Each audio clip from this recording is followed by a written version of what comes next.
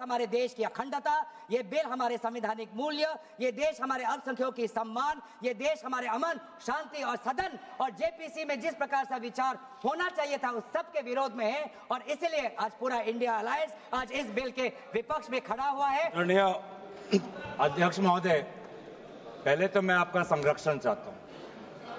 जब आदरणीय मंत्री महोदय बोल रहे थे, आपने विपक्ष से किसी को भी पॉइंट ऑफ ऑर्डर उठाने का अवसर नहीं दिया।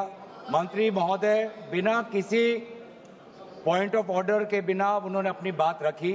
वही संरक्षण आप मुझे दे, मैं आपसे वही अपेक्षा करता हूं। मंत्री महोदय ने अपनी पूरी बात रखी, आपने उनको कुछ नहीं कहा, उन्होंने राजनीतिक आरोप लगाए, उन्होंने हाउस को मिसलीड किया, आपने सुना। वही संरक्षण अध्यक्ष महोदय जो इन्होंने 2013 यूपीए गवर्नमेंट के संदर्भ में कहा, पूरा का पूरा मिसलीडिंग है, झूठ है। और हम डिमांड करते हैं कि वो ऑथेंटिकेट करें, हम डिमांड करते हैं ऑथेंटिकेट करें।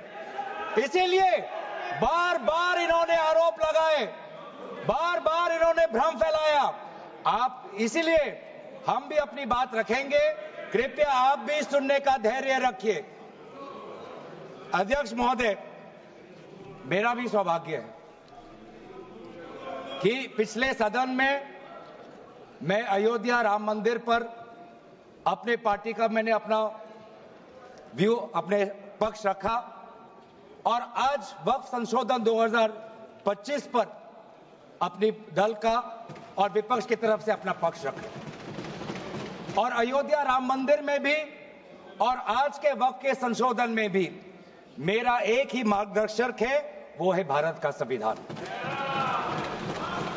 भारत का संविधान जो कहता है कि हमारा भारत में हर व्यक्ति को सामाजिक, आर्थिक और राजनीतिक न्याय, विचार, अभिव्यक्ति, विश्वास, धर्म और उपासना की स्वतंत्रता और साथ साथ में यह कहता है कि व्यक्ति की गरिमा और राष्ट्र की अखंडता सुनिश्चित करने वाली बंधुता। ये बिल आज इस संविधान के इस जो मूल जो ढांचा है उस पर आक्रमण है। और इनकी जो पूरा जो भाषण था वो हमारे संविधान के इस मौलिक अधिकार पर, हमारे संघीय ढांचे पर एक आक्रमण था। आज इस सरकार का इस बिल के द्वारा 4 इनके मूल उद्देश्य।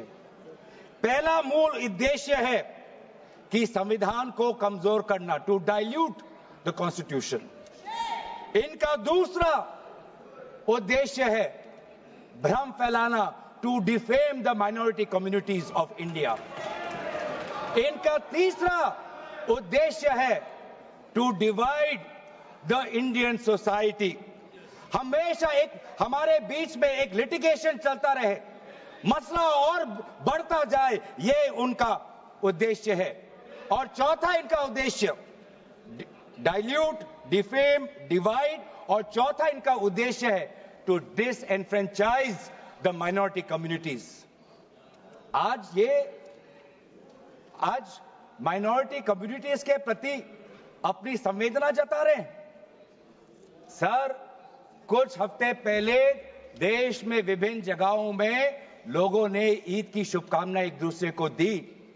और क्या आपको पता है कहां इनकी डबल इंजन की सरकार ने लोगों को रास्ते पे ईद का नमाज भी पढ़ने नहीं दिया। और ये बात करेंगे आप अल्पसंख्यकों के प्रति अपनी संवेदना जताते हैं। मैं पूछना चाहता हूं कि आपके लोकसभा में कितने एमपीज अल्पसंख्यक हैं? पहले उसका विवरण दीजिए और फिर हमें बताइए कि आपके दिल में कितना संवेदना है। सर, मेरा तो मैंने जिस दिन भी ये बिल इंट्रोड्यूस हुआ उस दिन भी आदरणीय मंत्री को मैंने सुना और आज भी मैंने उनको सुना। जिस दिन उन्होंने इंट्रोड्यूस किया उस दिन भी अगर आप उनका स्टेटमेंट पढ़े तो उन्होंने कहा कि इसको बिल लाने से पहले बहुत विस्तार रूप से इस बिल की लाने के लिए चर्चा हुई थी। सर पूरा का पूरा मिसलीडिंग 2023 में सर सरकार 24 में आई, ये खुद 24 के बीच में इन्होंने अपना बिल लाया। 23 सन के वर्ष में 4 बार माइनॉरिटी अफेयर्स कमेटी की बैठक हुई। मुंबई में हुई 13 जुलाई, दिल्ली में हुई 21 जुलाई को, लखनऊ में हुआ 24 जुलाई को, दिल्ली में 2 बार हुआ 20 सितंबर और 7 नवंबर को। मैं आदरणीय सरकार से दरखास्त करूंगा कि इन 5 सरकारी जो मीटिंग हुई मिनिस्ट्री ऑफ माइनॉरिटी अफेयर्स का, उनका मिनट्स टेबल पे रखे। एक भी मीटिंग में नया वक्फ अमेंडमेंट बिल चाहिए उसका जिक्र भी नहीं हुआ था, जिक्र भी नहीं हुआ। इनके मिनट्स हमारे पास, हमने देखे। जितने भी बार ministry of minority affairs meeting हुई, सब में वापसी पोर्टल को लेकर और विचार विमर्श हुआ था, लेकिन एक भी मीटिंग के माइन्यूट्स में एक भी स्टेटमेंट नहीं है कि हमें एक नया वक्फ अमेंडमेंट बिल चाहिए।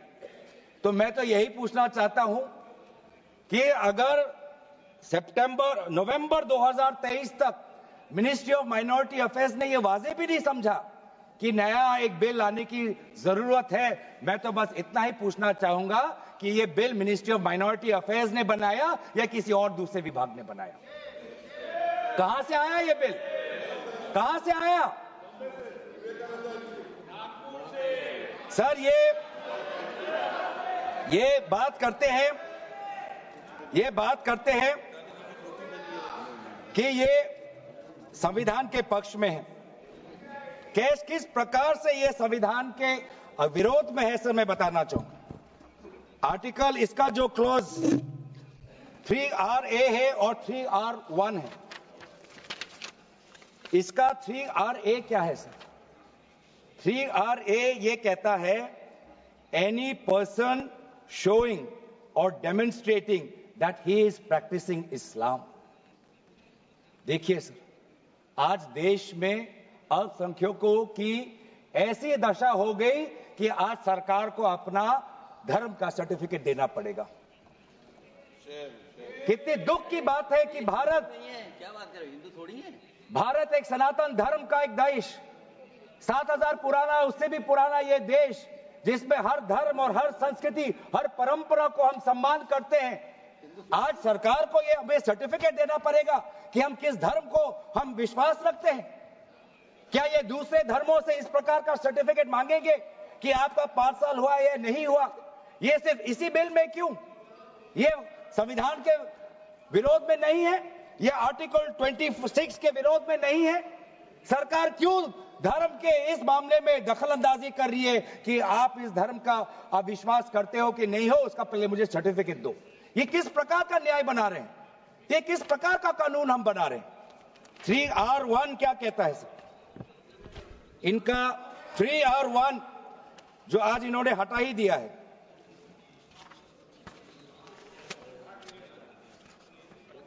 R1 कहता है a waqf by user, but such waqf shall not cease to be a waqf by reason only of the user having ceased, irrespective of the period of such session. ये इसके हटाने की क्या जरूरत थी सर? ये हमारा बार बार विभिन्न जजमेंट के द्वारा ये पूरा वक्फ बाय यूजर और इसके बारे में विभिन्न जजमेंट आए। सर दिस एक जजमेंट पढ़ना चाहूंगा। M. Siddiq, Ram Janmabhoomi, Muslim law does not require an express declaration of a waqf in every case. The dedication resulting in a waqf may also be reasonably inferred from the facts and circumstances of a case or from the conduct of the waqif.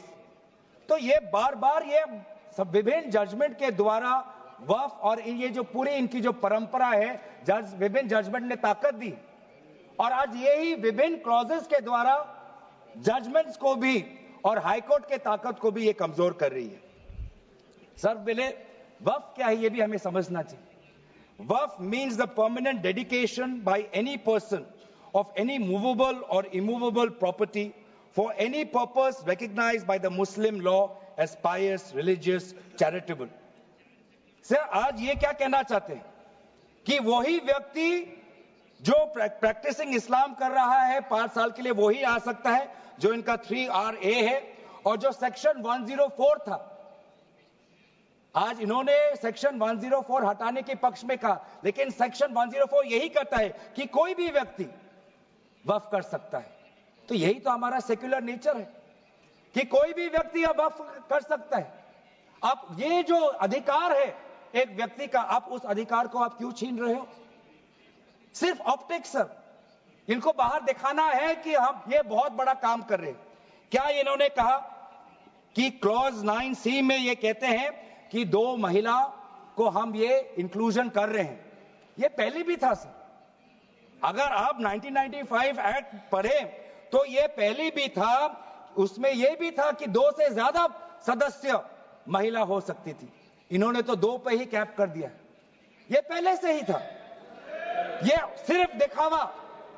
और इनका 3R4 में जो ये विशेष रूप से window, divorce woman और orphan की बात करते हैं, ये पहले भी था सर। ये पहले भी जो 3R है जिसमें वेलफेयर की उल्लेख है, उस वेलफेयर एंड अदर पर्पसेस में window, divorce woman and orphan पहले से ही उसमें समा जाता है। लेकिन इनको भ्रम फैलाना है, इनको भ्रम फैलाना है कि वर्तमान का जो एक्ट है वो महिलाओं के खिलाफ है। इनको भ्रम फैलाना है कि वर्तमान में महिलाओं को कोई भूमिका नहीं मिलती, ये इनका काम है। लेकिन कानून में सर पहले से ही ये सारे प्रावधान है, वो चाहे किसी विधवा का संरक्षण हो या महिलाओं को और समर्थन देना हो। सर रिफॉर्म की बात करते हैं, सर इनका क्लॉज 33 में जो रेवेन्यू आना चाहिए वो रेवेन्यू उन्होंने घटा दिया। पहले 7% का एक रेवेन्यू फॉर वक्फ बोर्ड आता था, आज इन्होंने 5% कर दिया, गिरा दिया। क्यों गिराया? क्या आप नहीं चाहते कि वक्फ बोर्ड और अच्छी तरीके से चले? आप नहीं चाहते कि उसमें नई टेक्नोलॉजी आए? अगर कहीं खामियां हुई भी है, माना कि कोई भी कानून इस देश का, कोई भी कानून परफेक्ट नहीं है, कोई भी कानून परफेक्ट नहीं है, माना कहीं कहीं प्रदेशों में खामियां हैं, वो चाहे केरल में हो, आंध्रा में हो, कर्नाटक में हो, पंजाब में हो, दिल्ली में हो, लेकिन सर आप चाहते हैं कि वो वक्फ बोर्ड, वक्फ ट्राइब्यूनल और अच्छी तरीके से चले, और ये चाहते हैं कि वक्फ बोर्ड वो और कमजोर हो, और इसीलिए जो रेवेन्यू वाला क्लॉज है 7% से 5% इन्होंने घटा दिया। मेरा सुझाव, हमारे तरफ से यह सुझाव है कि 7% से 5% घटाने के बजाय आप 7% से 11% और इस रेवेन्यू को और इंक्रीज करिए। आज ये बात करते हैं कि ये रिफॉर्म्स ला रहे हैं। क्लॉज 26 पढ़िए sir, section 52A, section 52 clause 26। Clause 26 में क्या लिखा है? In section 52A of the Principal Act, in subsection 1, for the words rigorous imprisonment, the words imprisonment shall be substituted. Dilute कर रहे हैं सर। पेरेंट एक्ट बोलता था कि रिगरस इम्प्रिजनमेंट हो, और अगर आप बार बार ये कह रहे हैं कि फलाना हो रहा है, धमकाना हो रहा है, तो आप इसको क्लॉज को क्यों कमजोर कर रहे हैं? सिर्फ भ्रम फैलाना है सर। मंशा इनकी कहीं और है। मंशा सर, मैं भी एक टिप्पणी देना चाहूंगा कि आज ये एक विशेष समाज के जमीन पर इनकी नजर है, कल समाज के दूसरे अल्पसंख्यकों के जमीन पर इनकी नजर जाएगी।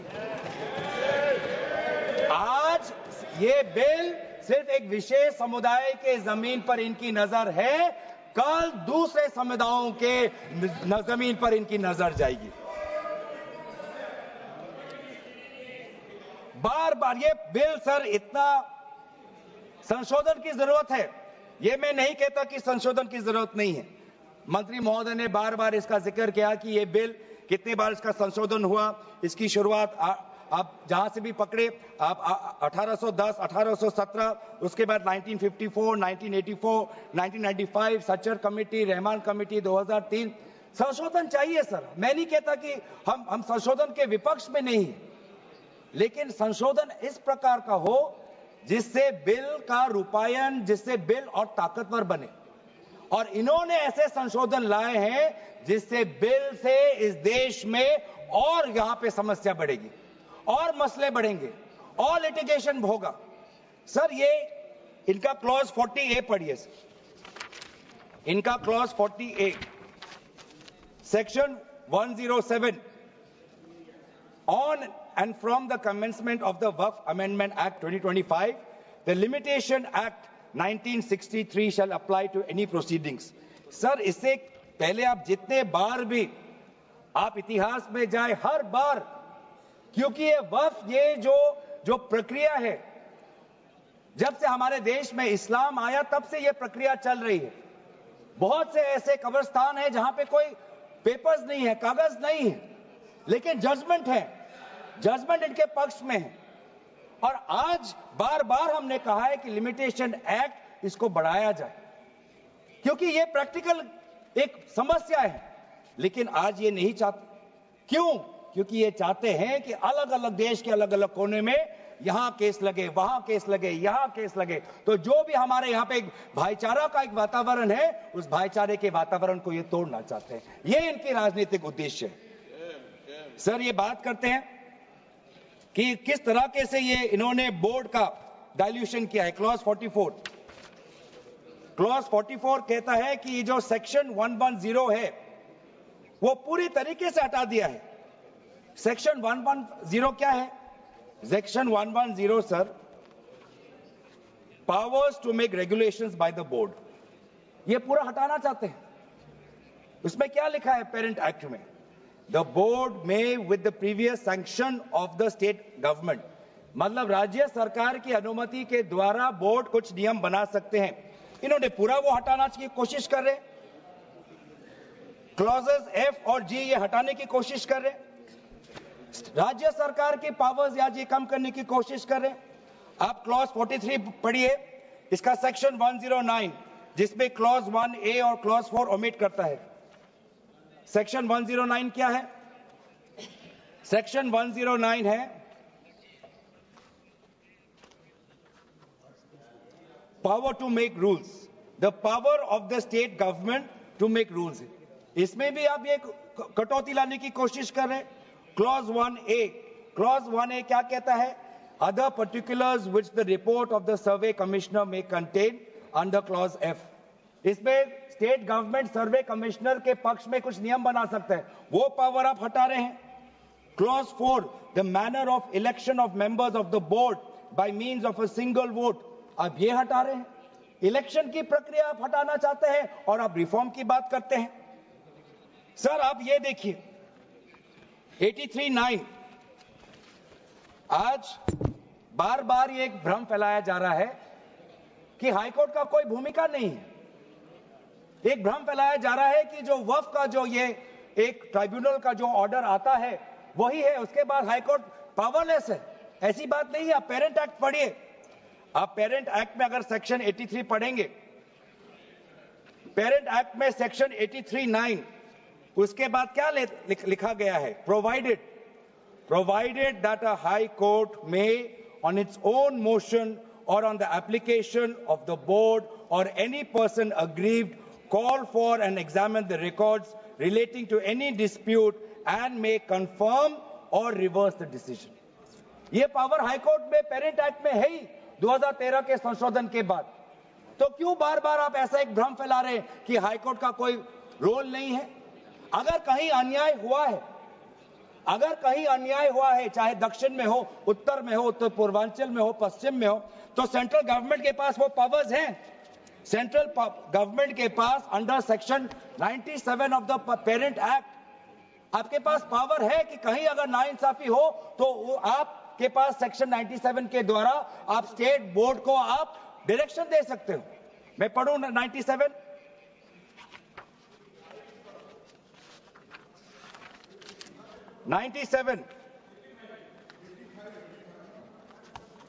Directions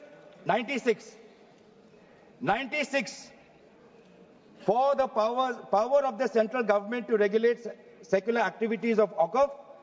Powers 97 directions by state government subject to any directions issued by the central government under section 96, the state government from time to time give to the board such general or specific directions as the state government thinks fit. मैं जानना चाहूंगा, आपके बहुत जगह आपकी double engine की सरकार है, बहुत जगह आपकी डबल इंजन की सरकार है, कहीं कहीं आपकी सहयोगी दल की भी सरकार है। आपने पिछले 10 साल में कितने बार इस सेक्शन 97 का आपने इसका इस्तेमाल किया? कहीं भी आप अगर नाइंसाफी हुआ तो कितने बार आपने सेक्शन 97 का आपने इस्तेमाल किया? उसका बोलिए, फिर जाके बोलिए कि ये जो पेरेंट एक्ट है ये कमजोर एक्ट है। पूरी ताकत दी हुई है, अगर कहीं गलती हुई है, कहीं सुधारना है, हमारी संवेदना है, वो चाहे केरला में मवम की बात हो, संवेदना है हमारी, पर आपके पास भी वो ताकत है। आपने कितने बार इस ताकत को आजमाया? सर, आज आप देखिए कितनी दुख की बात है। सेक्शन 64 क्लॉज 29 64 ये एक्ट सर क्या लिखा है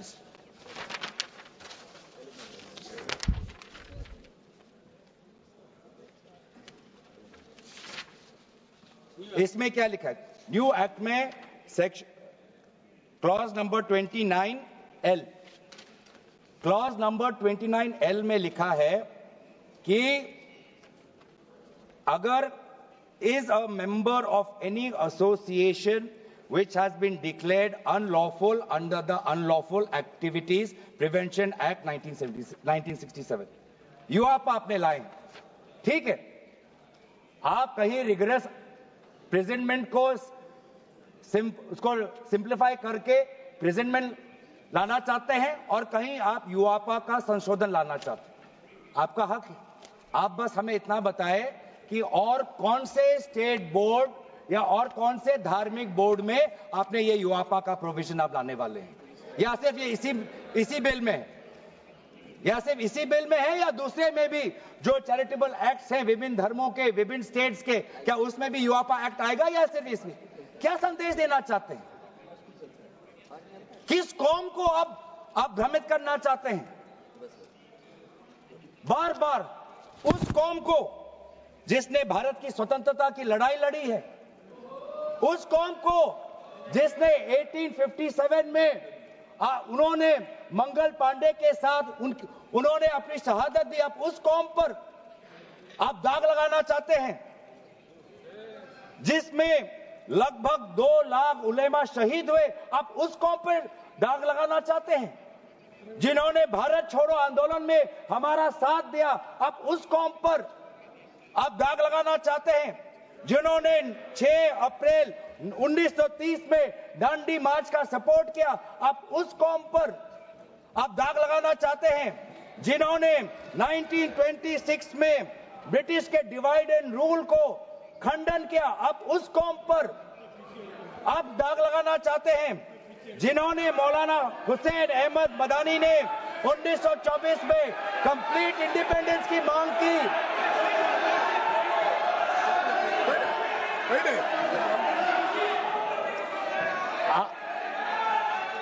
जब आप लोग भारत छोड़ो आंदोलन का समर्थन नहीं कर रहे थे, उस कौम ने भारत छोड़ो आंदोलन का समर्थन किया। जब आप लोग अंग्रेजों को मर्सी पिटीशन लिख रहे थे, वो माल्टा में 3 साल और इजिप्ट में उन्होंने शहादत दी। आप किस कौम पर दाग लगाना चाहते हो जिन्होंने 1924 में जिन्ना के 2 नेशन की थ्योरी को पूरी तरीके से नकारा, आप उस कौम पर लगा रहे हो? सर, यही है इनका डिवाइड एंड रूल, यही है इनका डिवाइड एंड रूल। बहुत लोग पूछते हैं सर हमारा राष्ट्रवाद क्या है? सर, हमारा राष्ट्रवाद, nationalism for us is being United in our shared love for our Bharat Mata and the mutual respect for her culture, language, dress, food and religion. It is the love for our national flag, the Tiringa, जिसकी सम्मान आपने नहीं की थी. It is the sacrifice of the Indian freedom movement, जिसमें आपने भाग नहीं लिया. It is our thirst for knowledge to seek excellence with limited resources, to be creative, to have the courage, to acknowledge the injustice of the past and have the wisdom to build new bridges. ये है हमारा राष्ट्रवाद, और ये राष्ट्रवाद आज हमारे संविधान में उल्लेखित है। तो सर, बार बार ये सरकार कहती है ये माइनॉरिटीज के पक्ष में है, लेकिन जब अमेरिका से माइनॉरिटी कमीशन का रिपोर्ट आता है कि माइनॉरिटीज के साथ नाइंसाफी होती है तो इनको दुख होता है। जब यूएस का रिलीजियस कमीशन का रिपोर्ट आता है तब इनको दुख होता है। सर, बार बार ये जो ऑप्टिक्स की बात कर रहे हैं, ये क्लॉज 42 सेक्शन 108A इन्होंने डिलीट कर दिया है। ये कहते हैं कि कैसे ओवरराइडिंग प्रिंसिपल कैसे आ सकता है। मंत्री महोदय को ओवरराइडिंग प्रिंसिपल से आपत्ति है। पहले सबके लिए सेक्शन 108 क्या है सर, पढ़ लेते हैं। आपके लिए भी है, हम तो जेपीसी में थे।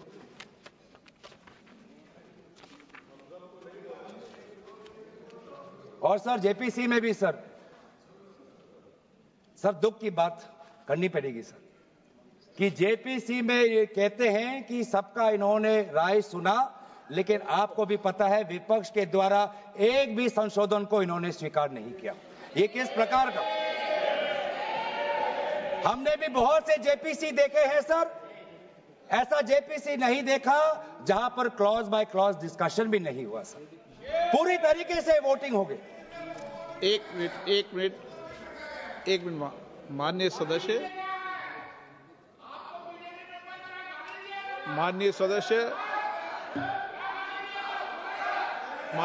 इतना ध्यान रखें कि जेपीसी भी संसद का भाग होती है, इसलिए उसका भी ध्यान रखें। सर, इन्होंने जेपीसी की बात की, अगर इन्होंने ये नहीं करते कि जेपीसी में बहुत विस्तार रूप से चर्चा हुआ तो मैं भी नहीं करता। इन्होंने उल्लेख किया, इसलिए मैं करना चाहता हूं। इन्होंने उल्लेख किया कि बहुत से लोग आए जेपीसी में सर, ऐसे भी लोग आए जिनको वक्फ को लेकर उनका कोई जानकारी भी नहीं थी, कोई जानकारी नहीं थी सर, ऐसे भी आए सर। जेपीसी के मुद्दे हम बार बार हमने स्पीकर को चिट्ठी के द्वारा अवगत किया है, इसलिए हम उठा रहे हैं सर। इसमें 108A ये हटाना चाहते हैं जिसमें power to have overriding effect, लेकिन ये जो प्रिंसिपल है ओवरराइडिंग का सर, ये आज भी विभिन्न स्टेट एक्ट्स में ये है।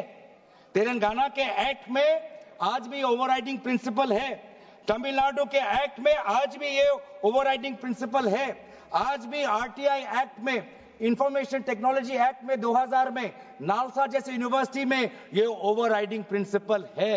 तो इसीलिए आपको सिर्फ यहां पर आपको ओवरराइडिंग प्रिंसिपल से आपको मुश्किल है, लेकिन जो दूसरे एक्ट्स में जो ओवरराइडिंग प्रिंसिपल है सेक्शन 108A के द्वारा सिमिलर प्रोविजंस है, उसमें आपको तकलीफ नहीं है। सर, मैं भी अपने जैसे इन्होंने हमारे कुछ दोस्तों को सलाह दी, मैं भी इनके कुछ दोस्तों को सलाह देना चाहता हूं। सर, क्लॉज 40A सेक्शन 107 जो लिमिटेशन एक्ट जो हटाया गया है सर, आंध्र प्रदेश के एक्ट में ये लिमिटेशन एक्ट ऐसा ही एक लॉ है जैसे पेरेंट एक्ट में है। तो मैं भी इनके आंध्र प्रदेश के सदस्यों को मैं कहना चाहता हूं कि जो प्रोविजन आपके आंध्र प्रदेश के एक्ट में है, आज वैसे प्रोविजन ये सरकार हटाने वाली है। आपको भी बाद में आंध्र प्रदेश में अपनी जनता को उत्तर देना पड़ेगा।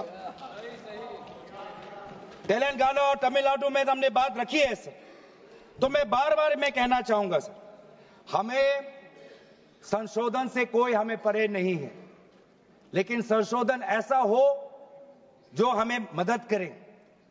आज डिजिटाइजेशन की बात करते हैं, आज से 15 वर्ष पहले वामिस एक डिजिटल पोर्टल हमने खोल दिया है। अब ये देखिए सर सरकार की कैसी ये इनकी काम है। डिजिटाइजेशन फिलहाल अभी चल रहा है, डिजिटाइजेशन हो रहा है, पर माना कि डिजिटाइजेशन वामिस में कुछ खामियां हैं, उसको वामसी में, तो आप उसको ठीक करिए। आप 10 साल से क्या कर रहे थे? आप 10 साल से आप वामसी क्यों ठीक नहीं कर पा रहे?